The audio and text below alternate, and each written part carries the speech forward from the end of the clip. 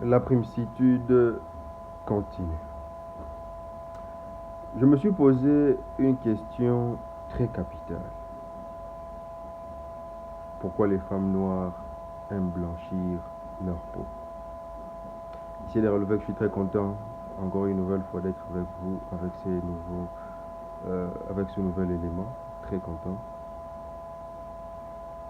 Pourquoi les femmes noires se blanchissent la peau? Enfin, pourquoi les noirs veulent se blanchir la peau? Parce que ce n'est pas que les femmes, même certains hommes le font. Mais il se constate que la plupart sont des femmes. Pourquoi? Tel est notre sujet d'aujourd'hui. Avant d'entrer de plein pied dans le vif du sujet, je me dois de manière précise de vous rappeler l'identité de la couleur noire, la valeur du noir, cette valeur qui nous a été cachée depuis longtemps au profit de la couleur blanche. Je vous avais dit autrefois dans valeur de la couleur noire qu'en ayant les physiques, Dieu devait nécessairement être noir. J'ai évoqué un passage biblique pour appuyer mes arguments.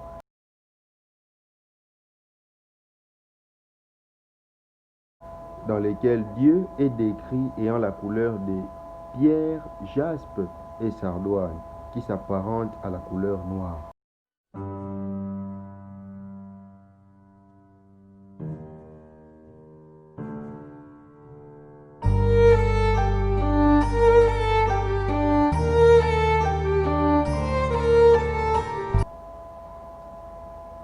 J'ai relevé le fait que derrière ce soleil, il y avait un soleil noir qui est l'âme de ce soleil blanc que nous percevons. C'est une chose que vous pouvez pratiquer chez vous avec votre lampe torche pour plus de compréhension. J'avais relevé que dans les lieux saints de la Mecque, il y a une pierre de couleur noire où tous les pèlerins de l'islam vont tourner. J'ai aussi dit qu'au Vatican, il y a une statue d'une vierge noire avec un enfant. Cette statue a existé dans l'Empire romain avant même l'arrivée du christianisme, je l'avais dit. J'ai parlé de la ceinture blanche qui est inférieure à la ceinture noire dans les arts martiaux. J'ai beaucoup dit sur le noir. J'ai parlé de la citation de Jean-Paul II affirmant que Dieu était noir. Je peux en l'occurrence ajouter ici la signification de la couleur noire dans des deuils. Quand les gens s'habillent en noir dans des deuils, ce n'est sûrement pas une couleur de tristesse.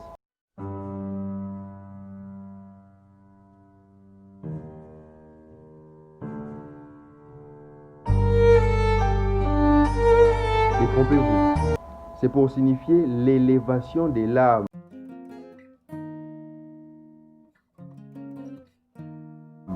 Chose que plus d'une personne ignorait. Je peux encore ajouter que William Branham disait que l'ange qui lui apparaissait avait l'apparence d'un kamite, l'apparence d'un noir. Que dire encore sur la valeur de la couleur noire? Au regard de tout ce que je viens d'évoquer, tout se lit clairement que c'est la couleur noire qui est au top. C'est la couleur noire, la couleur divine. Je disais tantôt à quelques de mes amis que Dieu n'a pas créé la couleur noire, il doit l'avoir trouvée. Faites un tour, allez lire la Bible. On ne mentionne pas là où Dieu crée les ténèbres, le noir. En vrai, le noir c'est la grandeur, le noir c'est le pouvoir, le noir c'est la puissance, le noir c'est l'élévation. Maintenant, jusqu'à ce niveau, je ne comprends toujours pas pourquoi les femmes noires blanchissent leur peau. Le blanchiment de la peau est un phénomène qui s'accroît et qui inquiète. Selon des chiffres fournis par la mairie de Paris, des Parisiennes noires ou métisses ont eu recours à des produits pour éclaircir leur peau. En outre, ces lotions contiennent des substances dangereuses comme les corticoïdes, le mercure et l'hydroquinone. Les substances en question ont plusieurs effets: acné, cancer, pathologie cardiaque ou encore diabète. Quoi? Aurait-elle peur d'être trop noire? Complexe d'infériorité. Qu'est-ce que la dépigmentation? C'est une opération qui consiste à s'éclaircir la peau par différents procédés. Objectif avoué, c'est débarrasser du pigment, une substance qui colorie la peau des noirs. Une femme raconte, dans l'exercice de son métier sur 10 clientes qui venaient faire des consultations dans son institut de beauté, 8 cherchaient à s'éclaircir la peau. Est-ce que la beauté de la peau signifie teint clair? Ne pensez-vous pas qu'une peau noire, qu'elle soit claire ou ébène, est magnifique? L'entretenir et l'embellir, l'observer, la protéger ou l'hydrater, ne suffirait-il pas à la sublimer? Et puis la sublimer ne veut pas forcément dire l'éclaircir, non. Aux origines du blanchissement de la peau, la dépigmentation de la peau est née dans les années 60 aux États-Unis, dans la communauté noire. Le pouvoir du blanchissement de l'hydroquinone fut découvert sur des ouvriers travaillant dans les milieux du textile, fabrication des jeans et du caoutchouc. On utilisait ces produits pour délaver les jeans et comme antioxydant sur les caoutchoucs. La peau noire qui contient beaucoup de mélanine est une peau hyper pigmentée. L'utilisation des savons, gels, crèmes blanchissants à base d'hydroquinone vise donc à détruire cette mélanine et pose en outre la question d'identité sociale. En 1952, Frantz Fanon, psychiatre et écrivain antillais, parlait déjà des industries qui commençaient à fabriquer des produits blanchissants. Depuis quelques années, des laboratoires ont projeté de découvrir un sérum de dénégrification. Des laboratoires les plus sérieusement du monde ont rincé leurs éprouvettes, réglé leur balance et entamé des recherches qui permettront aux malheureux nègres de se blanchir et ainsi de ne plus supporter le poids de cette malédiction corporelle. Malédiction corporelle.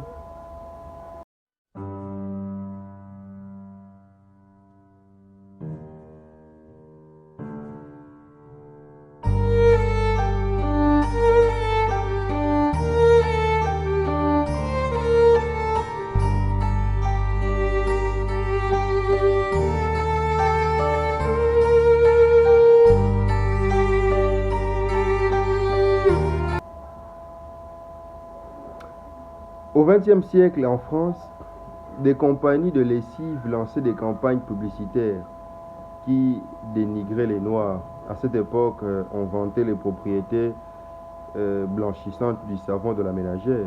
Elle blanchirait un nègre. Au Québec, les blanchisseries utilisaient des slogans publicitaires comme blanchir un nègre n'est pas chose facile. Donc la peau noire serait associée à la saleté et la peau blanche à la propreté. Bêtise.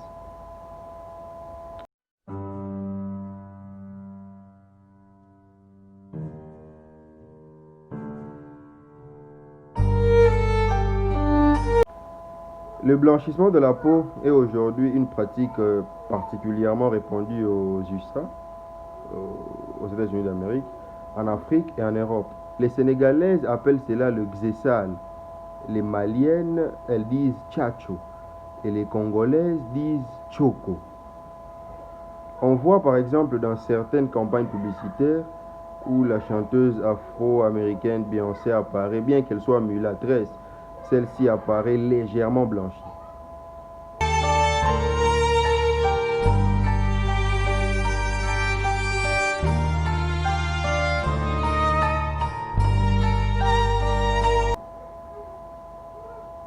Les caractéristiques physiques sont les premiers éléments qui composent l'identité d'une personne. En dépréciant la peau noire, les Blancs ont déclenché chez les Noirs un complexe d'infériorité démesurée. Ceux qui blanchissent leur peau ne savent pas que dans l'ignorance, ils veulent avoir une peau très sale, noire très sale. Car quand on commence à s'éclaircir la peau, massivement, et que finalement on veut arrêter ces traitements, la peau noircit encore plus qu'au départ. Alors on rentre dans un cercle vicieux. Et c'est les gros problèmes que rencontrent beaucoup de femmes qui adoptent ces procédés. Car arrêter de s'éclaircir la peau, c'est tout un travail de reconstruction.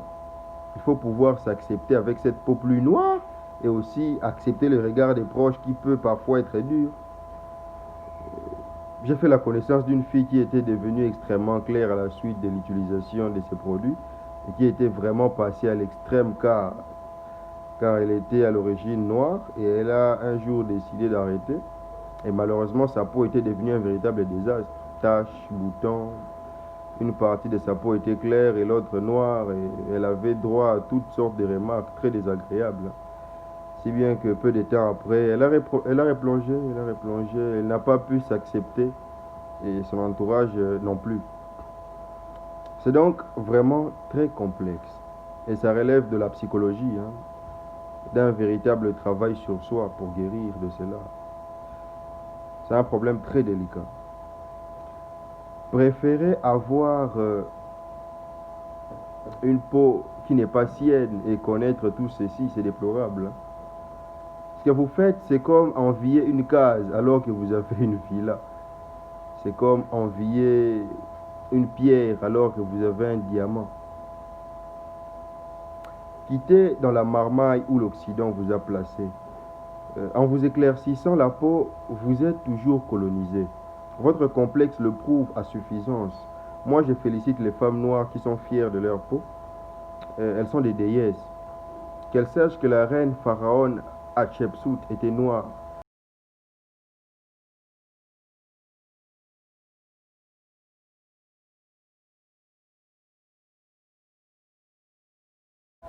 Que la reine Zinga était noire. Que Didon, Salomé ou encore la reine de Saba furent des femmes à la peau sombre et au corps cuivré.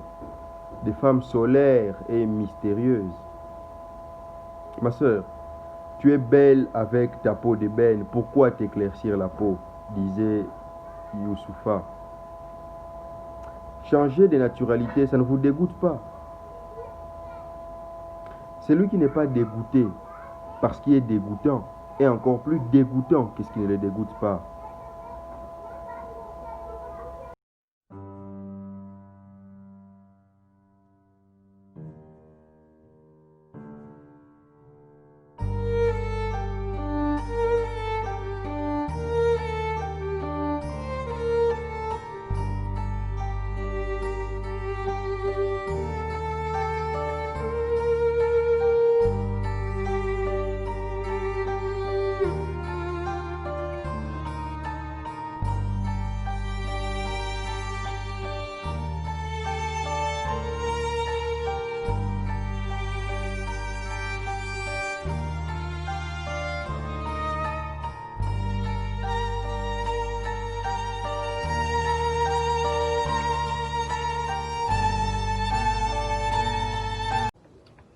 Je réponds au nom de Serge Tichingue Mbakonkwa.